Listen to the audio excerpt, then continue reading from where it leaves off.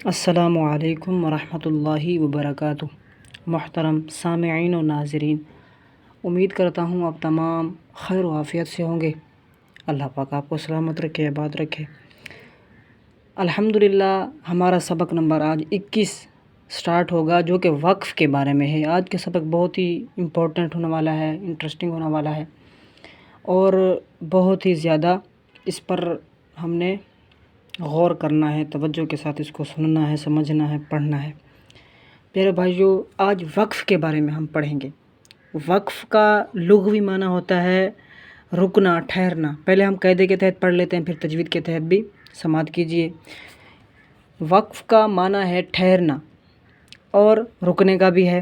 وقف کا معنی ٹھہرنا بھی ہوتا ہے، رکنا بھی ہوتا ہے، یعنی جس کلمے پر وقف کریں تو اس کلمے کے آخری حرف پر آواز اور سانس دونوں کو ختم کر دیں۔ یہ یہاں پر قاعدے کے مطابق ڈیفینیشن بتائی گئی ہے۔ پیارے بھائیو، اب تجوید کے مطابق اس کی ڈیفینیشن سنیے کہ وقف کا لغوی معنی ہوتا ہے رکنا، ٹھہرنا۔ اصطلاحی معنی یہ ہے کہ اصطلاح تجوید میں کلمے کے آخری حرف پر آواز اور سانس روک کر اسکان، روم یا اشمام کے ساتھ آگے پڑھنے کی نیت سے۔ ذہن میں سوال پیدا ہوگا، اسکان، روم، اشمام یہ کیا ہے؟ یہ وقف کی اقسام میں سے ہیں۔ پیارے بھائیو، یہ وقف کی اقسام میں سے ہیں۔ کیفیت وقف ہوتا ہے نا، کیفیت وقف، یہ اس کی اقسام ہوتی ہیں 5۔ یہ ان میں سے ہیں کہ اس طرح اگر اسکان کے ساتھ وقف کیا جائے یا روم کے ساتھ یا اشمام کے ساتھ آگے پڑھنے کی نیت سے جب تھوڑی دیر ٹھہرا جائے گا، وقف کیا جائے گا، سانس اور آواز دونوں کو روک دیا جائے گا، آگے قرات کرنے کی نیت ہو تو اس کو وقف کہتے ہیں۔ اگر قرات کرنے کی آگے نیت نہیں ہے تو اس کو وقف نہیں کہتے، بلکہ اس کو قطع کہتے ہیں۔ دوبارہ سماعت کر لیجئے۔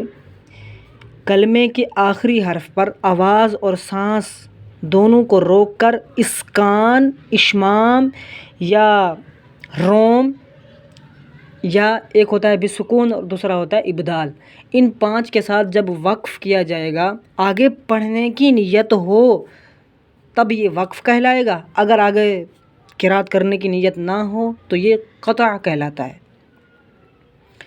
پیارے بھائیو، بنیادی طور پر وقف کی ہوتی ہیں 2 قسمیں، ایک ہوتا ہے محل وقف، ایک ہوتا ہے کیفیت وقف۔ پھر محل وقف کسے کہتے ہیں؟ ڈیفینیشن سنیے۔ یہ جاننا کہ کس جگہ پر وقف کرنا چاہیے اور کس جگہ پر وقف نہیں کرنا چاہیے، یہ ہے محل وقف، یعنی وقف کی جگہ۔ اور دوسری چیز ہے کیفیت وقف، یہ جاننا کہ کلمے کے آخری حرف پر کس طرح وقف کرنا ہے۔ وقف تو کیا جائے گا، کس طرح کرنا ہے، طریقہ کیا ہے۔ یہ 2 ہم نے اقسام پڑھی، محل وقف اور کیفیت وقف۔ پھر ان کی اقسام بنتی ہیں۔ محل وقف کی پھر 4 قسمیں بنتی ہیں۔ یہ میں آپ کو تجوید کے مطابق بتا رہا ہوں، یہ قاعدے کے مطابق ہم نے اس کی ڈیفینیشن پڑھ لی، آگے بھی پڑھیں گے، لیکن ابھی ہم جو پڑھ رہے ہیں یہ ہم پڑھ رہے ہیں تجوید کے مطابق۔ محل وقف جو ہوتا ہے، محل وقف کی 4 قسمیں بنتی ہیں: وقف تام، وقف کافی، وقف حسن اور وقف قبیح۔ یہ 4 ہیں۔ نمبر 1 وقف تام، نمبر 2 وقف کافی، نمبر 3 وقف حسن اور نمبر 4 وقف قبیح۔ پیارے بھائیو، سوال پیدا ہوگا کہ وقف تام، یہ وقف کہاں سے آ گئے؟ یہ تجوید کے مطابق ہیں۔ وقف تام کسے کہتے ہیں؟ پیارے بھائیو، وقف تام وہ وقف ہوتا ہے جہاں پر لفظی اور معنوی دونوں اعتبار سے کلام مکمل ہو جائے۔ فار ایگزامپل، اولئک علی ھدی من ربہم واولئک ھم المفلحون۔ یہاں پر لفظی طور پر اور معنوی طور پر دونوں اعتبار سے کلام جو ہے مکمل ہو گیا۔ اور دوسرا ہوتا ہے نمبر 2 وقف کافی۔ وقف کافی وہ وقف ہوتا ہے، یعنی لفظی طور پر تو کلام مکمل ہو جائے لیکن معنوی طور پر کلام جو ہے ابھی تک مکمل نہ ہوا ہو۔ فار ایگزامپل، وَبِالْآخِرَةِ هُمْ يُوقِنُونَ۔ یہاں پر وقف تو ہے، لفظی طور پر تو کلام ہو گیا مکمل، لیکن معنوی طور پر ابھی یہاں پر کلام مکمل نہیں ہوا، تو ہمیں پتہ چل گیا کہ وقف تام کون سا ہوتا ہے، وقف کافی کون سا ہوتا ہے۔ اور نمبر 3 پر ہے وقف حسن۔ وقف حسن وہ وقف ہوتا ہے، یعنی وقف کی کوئی علامت نہ ہو، خوبصورتی کے لیے، حسن کے لیے وقف کیا جائے، اس سے کلام میں کوئی فرق نہ پڑتا ہو، نہ لفظی طور پر اس کلام کا تعلق ہو، نہ معنوی طور پر کلام کا تعلق ہو، تو اسے کہتے ہیں وقف حسن۔ فار ایگزامپل ہم خطبہ سنتے ہیں، پڑھتے ہیں الحمدللہ الحمدللہ رب العالمین، حالانکہ الحمدللہ پر کوئی وقف کی علامت تو نہیں ہے، یہاں پر ہم نے وقف کیوں کیا؟ پیارے بھائیو، وقف تام اور وقف کافی کا حکم یہ ہے کہ اس کے ما بعد سے پڑھا جائے، یعنی اعادہ کرنے کی ضرورت نہیں ہے، پیچھے سے پڑھنے کی ضرورت نہیں ہے، آگے سے پڑھنا سٹارٹ کر سکتا ہے بندہ۔ لیکن وقف حسن اور وقف کبھی کا حکم یہ ہوتا ہے کہ ما قبل سے اعادہ کیا جائے، جیسے ہم پڑھتے الحمدللہ رب العالمین، پھر نہیں پڑھ سکتے الگ سے الحمدللہ الحمدللہ رب العالمین، اس کا حکم یہ ہے کہ ما قبل سے اعادہ کیا جائے گا، پچھلے والے کلمے سے پڑھا جائے گا۔ تو نمبر 4 پر ہے وقف کبھی۔ وقف کبھی وہ وقف ہوتا ہے جہاں پر وقف کرنا یعنی مناسب نہیں ہوتا، معنی میں ابہام پیدا ہو جائے، شک پیدا ہو جائے۔ فار ایگزامپل اس کا لفظی طور پر بھی کلام سے تعلق ہو اور معنوی طور پر بھی کلام سے تعلق ہو۔ فار ایگزامپل یا ایھا الذین آمنوا لا تقربوا الصلاۃ، اس کا ترجمہ بنتا ہے اے ایمان والو تم نماز کے قریب نہ جاؤ۔ یہاں پر دیکھو ابھی تک اس کا پیچھے سے بھی اس کا تعلق ہے، آگے سے بھی اس کا تعلق ہے، کلام لفظی طور پر بھی اور معنوی طور پر بھی، دونوں اعتبار سے کلام جو ہے یہ تعلق ہے اس کا۔ تو ہمیں پتہ چل گیا کہ وقف کبھی ایسا وقف ہوتا ہے کہ اس کے ما قبل سے پھر اعادہ کیا جاتا ہے۔ اگر سانس بعض اوقات انسان کا ختم ہو جاتا ہے تو انسان وقف کر دیتا ہے، پھر اسے پیچھے والے کلمے سے ملا کر پڑھا جائے گا، پیچھے والے کلمے سے ہی اعادہ کیا جائے گا۔ تو ہم نے محل وقف کی 4 قسمیں سماعت کر لیں۔ اب ہم سنتے ہیں وقف، کیفیت وقف کی اقسام۔ کیفیت وقف، اس کی پھر 5 قسمیں بنتی ہیں۔ وقف بالسکون ہوتا ہے، ایک ہوتا ہے وقف بالاسکان، نمبر 3 پر ہوتا ہے وقف بالروم، نمبر 4 پر ہوتا ہے وقف بالاشمام، نمبر 5 پر ہوتا ہے وقف بالابدال۔ اب ہم ان تمام کی ڈیفینیشن سنتے ہیں، ان کی ایگزامپل سنتے ہیں۔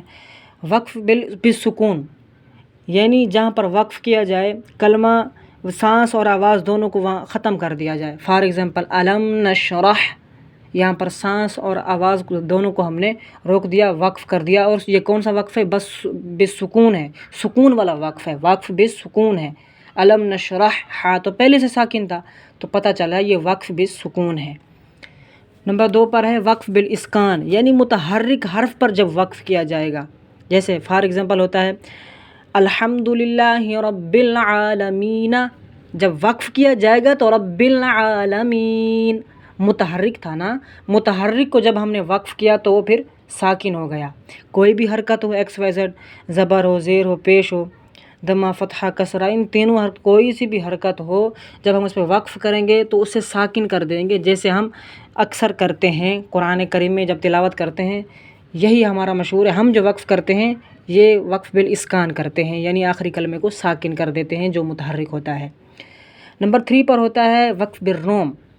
وقف بالروم وہ وقف ہوتا ہے یعنی حرف کی 1/3 حرکت کو ہم نے ادا کرنا ہوتا ہے۔